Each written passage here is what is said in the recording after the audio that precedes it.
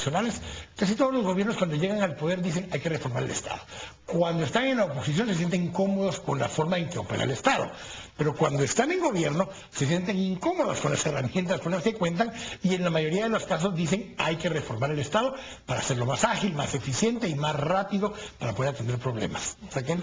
Sí, yo creo que coincido con esa visión, pero en el caso de Guatemala sí me parece que en el tema de seguridad y justicia, si nosotros queremos que en la Corte Suprema no se siga eligiendo cada año, que haya una separación entre lo jurisdiccional y lo administrativo, que efectivamente haya una posibilidad de que los distritos electorales operen de diferente manera, ahí sí hay temas que necesariamente pasan. Yo creo que lo que sí ha sucedido es que se empezó hablando de una Asamblea Nacional Constituyente.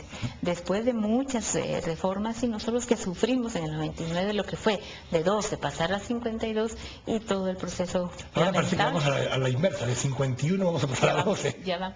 Pero efectivamente, en lo personal, lo que más me ha llamado la atención de esta última semana es cómo detrás de muchos posicionamientos no directos, no claros, está el tema indígena. Yo creo que ahí tenemos que ser lo suficientemente sinceros con nosotros mismos, de ver que ese es un punto pendiente en la agenda nacional y que no puede ser que se den manifestaciones de liderazgo nacional de alto nivel con expresiones tan alejadas de la realidad cultural de Guatemala, de los retos que tenemos de llegar a construir esa nación común, ¿verdad? Y pienso que mi idea es de que este proceso va a ir a terminar al Congreso, una discusión de 1 año y medio, 2. No creo que vamos a llegar a la consulta popular. Hay demasiadas fuerzas articulándose para oponerse unos por una razón y otras por otro. Ahí sí que dicen que las encuestas afirman que el 80% de los guatemaltecos queremos reforma constitucional, pero cada quien la suya. Entonces lo que sucede es que cuando ya se pone en común de cuál es el articulado, no se llega al consenso. Así es que yo creería que es un intento fallido de reforma constitucional. Gustavo.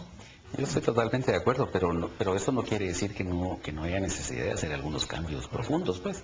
Es decir, la reforma que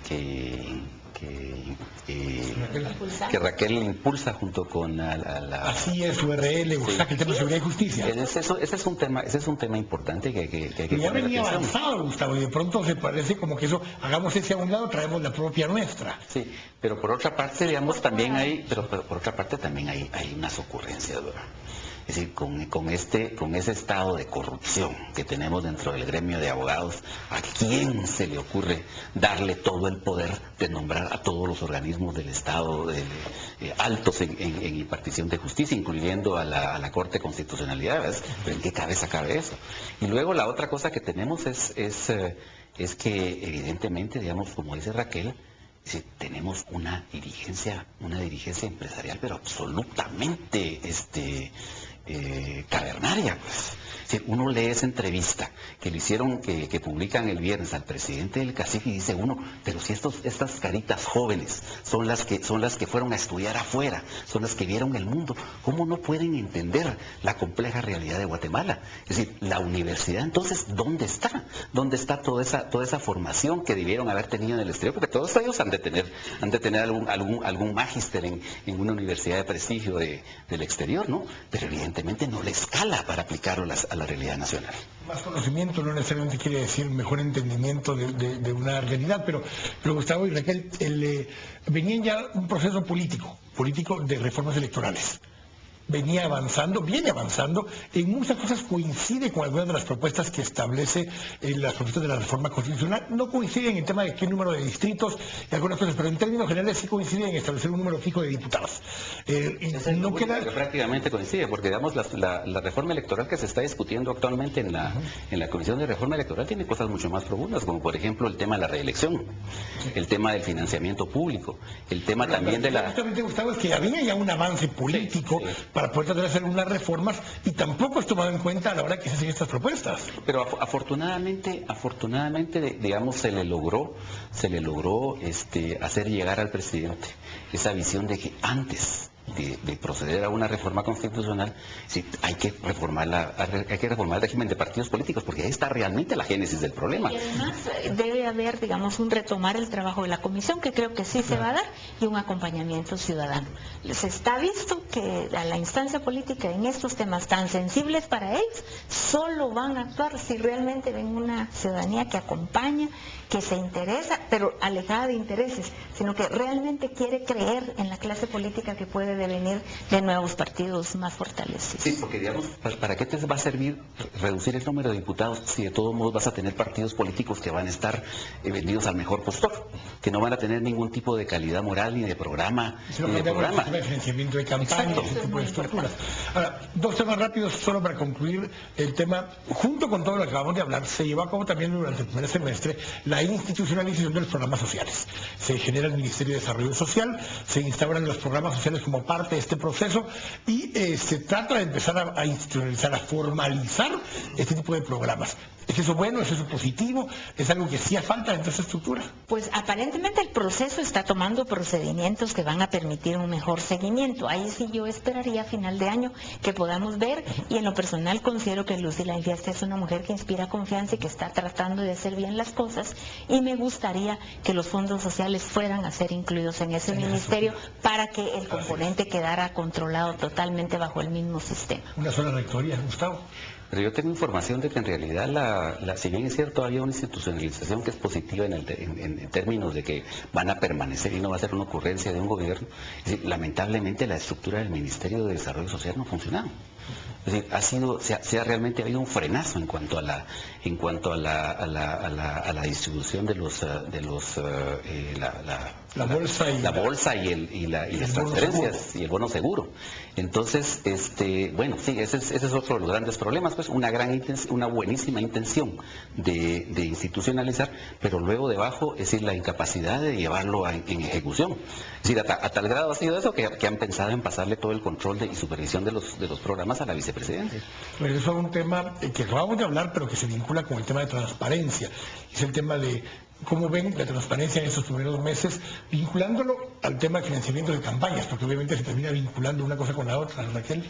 Pues ha sido muy impresionante la cantidad de sindicaciones que se han hecho, y yo creo que aquí lo que viene es que haya un proceder del Ministerio Público que al margen de banderas políticas actúe, porque las sindicaciones han tenido indicaciones suficientes para que de oficio se abra una investigación. Yo creo que desde el mismo Ejecutivo no lo van a generar. Pero ni la Secretaría de Transparencia. No, porque hay una serie de intereses cruzados, ¿verdad? Yo diría la Secretaría de Transparencia tiene que demostrar que no es algo diferente de la Contraloría de Cuentas, porque ahí donde yo considero que debería haber una Contraloría más fuerte.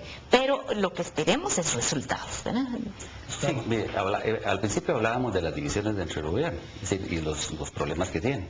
Pero en última instancia, es decir, cuando uno ve toda la serie de denuncias que ha habido, es decir, obviamente eso sale de las pugnas de los diversos grupos, pues. Entonces, en última instancia, realmente la consolidación de una transparencia en este gobierno ha sido gracias a las filtraciones que ha habido de un grupo en contra del otro.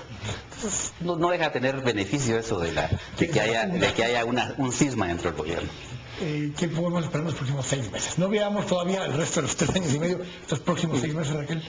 Pues yo esperaría que el nuevo presupuesto que se apruebe sí sea realista, sí tenga las metas que se dice que el gobierno tenga, correspondan con ellas, y que se revise bien el manejo de los consejos de desarrollo que han dado tanto lugar a corrupción, cuando es ideal que era la participación, digamos, como pública-privada. Vería un presidente más acompañado, porque yo lo veo empeñado en trabajar y en articular, pero realmente que uno dijera qué ministros dan la talla de ese ritmo de trabajo que él quiere son pocos. Diría que se tiene que quitar el miedo de miedo o la aprehensión a que si él fuera civil hiciera eso es una cosa, pero siendo militar retirado es otra. Yo creo que no, la gente lo eligió como militar retirado y que actúe sin preocupación, porque yo creo que si no va a caer en el asunto de estar contemporizando, que no era lo que la gente esperaba. Gustavo. Bueno, yo lo que veo es una parálisis en el Congreso. Si no soy tan entusiasta como Raquel, no veo perspectivas de que se vaya a aprobar el presupuesto. En tanto y cuanto no se logre superar el conflicto con ellos. Es decir, el líder ha sido escandalosamente eficiente en parar al Congreso. Entonces no sería extraño que esa parálisis se prolongara durante los 3 meses más que toca para que comencemos la discusión del presupuesto, 4 meses. Luego, en términos del gobierno, yo pienso que si la estructura civil no funciona, si siguen habiendo esos problemas de ejecución, es evidente que lo que va a hacer el presidente es apoyarse muchísimo más en la estructura de militares retirados. Es decir, que ya son muchos en todas las instituciones que se han ido nombrando. Entonces, bueno, yo creo que vamos hacia un gobierno entonces en donde va a haber una prevalencia mayor no digo del ejército, sino de militares retirados, y esperemos realmente que logre el presidente realmente imponer su autoridad, hacer que se respete su autoridad y que le tengan respeto otros sectores. Pues, es decir, estamos viendo, por ejemplo, ahorita cosas como la actitud del CACIR, pues que la impresión que da es bueno, ahorita vamos a demostrar, sí, a ver si nosotros tenemos derecho a esto, no nos van a ignorar ahorita, ¿verdad? Pero este es el gobierno. Él habló de un gobierno de todos los guatemaltecos, ¿no? Entonces no puede ser solamente un gobierno del sector privado organizado. Gracias, Gustavo. Gracias, Raquel. Vamos a ir viendo cómo vamos caminando. De repente, a finales de año podemos hacer otro análisis con ustedes. Ustedes también, gracias por habernos acompañado. Usted tendrá su propio criterio, su propia opinión de qué ha pasado en estos primeros 6 meses. Usted tiene una evaluación propia de cómo se han visto esos resultados. Acá quisimos aportar un poco para ese análisis. Gracias por habernos acompañado. Buenas noches. Dios los bendiga.